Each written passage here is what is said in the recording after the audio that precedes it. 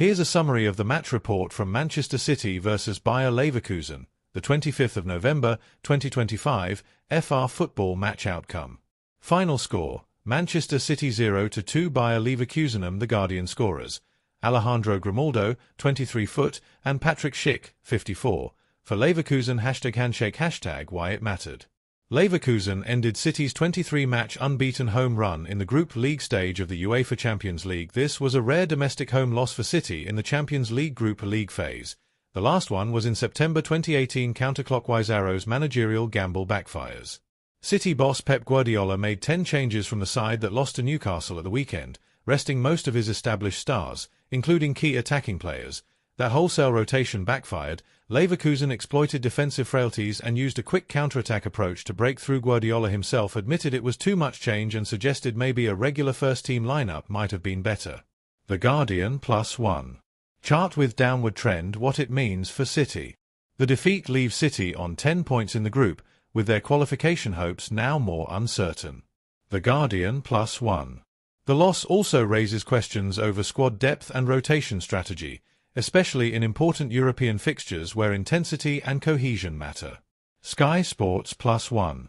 If you like, I can check how this result affects City's chances of advancing to the knockout stage. In their 2-0 defeat to Bayer Leverkusen on Wednesday, City looked like the team who dropped out of the title race in the autumn of last term. Without the dominating presence of Rodri, City were once again susceptible to opposition fast breaks, where both goals came from, and more should have been scored by the German side. City's attack was unable to match what was created from those defensive deficiencies. Of course, it was not a normal City team. Erling Haaland did not start the game, when normally he does. And Pep Guardiola rotated all but one of his team against the side ranked third in the Bundesliga table. Such a large number of changes from the City boss is a rarity outside of the Carabao Cup, and after the game, even the man himself admitted maybe 10 changes was too much.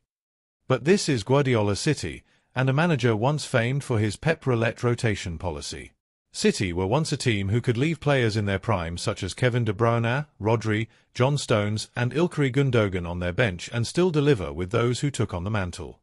This City did not look like that. Anyone thinking that City are back and hitting the levels of their 4 titles in a row achievement will have rode back on that viewpoint in recent days following back-to-back defeats. And it was not as if City put out a team of youngsters against Leverkusen. 9 out of the starting 11 will likely go to the World Cup with their countries in the summer, the exceptions being Rico Lewis and Nico Gonzalez, who are part of big national talent pools in their positions. These were the players City have in reserve if and when injuries strike, in a season where every team seems to be getting injuries. Many feel City are over-reliant on Haaland. Their second top goalscorer in the league this season is still Maxim Esteve's own goal, and Tuesday night's showing adds fuel to that argument. City's best spell was the 25 minutes after the Norwegian came on, his personal XG tally of 0.62, the highest out of anyone on the pitch despite turning out for just over a quarter of the match. But right now, City do not seem to have the squad depth needed to maintain consistent levels for matches every 3 days, a situation they will face in all but 1 week between now and the middle of January. Guardiola may have to choose which competition to prioritize between the Premier League and the Champions League, and results in one may make way for the other, like we saw against Leverkusen.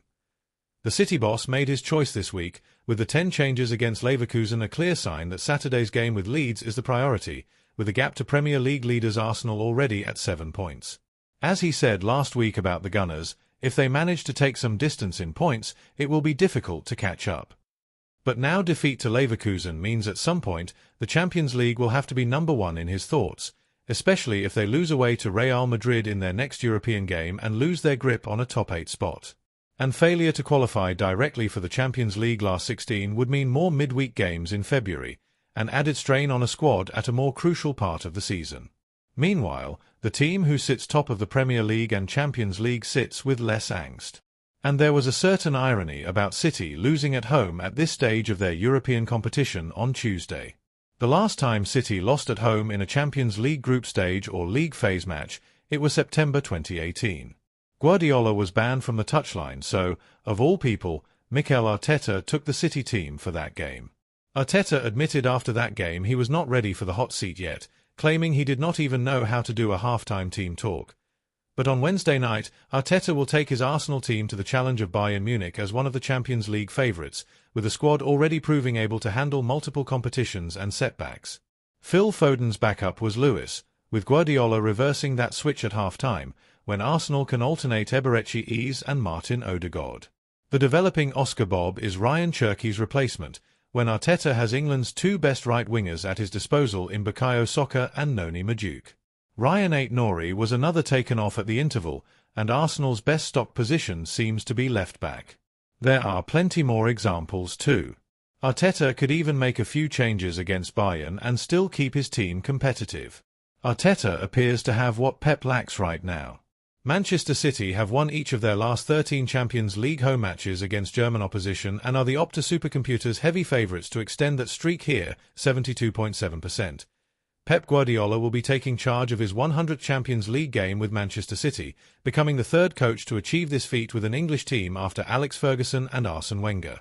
Erling Haaland could make his 50th Champions League start and will look to mark the milestone by scoring for the sixth successive game in the competition.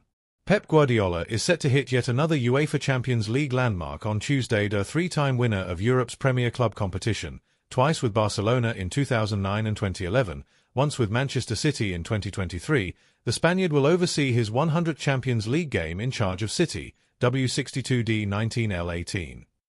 That will make Guardiola the third coach to reach triple figures with an English club in the European Cup Champions League, after Alex Ferguson, 190 with Manchester United, and Arsene Wenger, 177 with Arsenal. First and foremost, though, he will be seeking a response from his side, who saw their four-game winning streak in all competitions ended by a 2-1 defeat to Newcastle United on Saturday. The City boss was far from happy at St James Park, where the visitors missed the chance to apply pressure on Premier League leaders Arsenal after seeing two penalty appeals waved away following VAR reviews, while Harvey Barnes' winning goal. Please like, share and subscribe to my channel.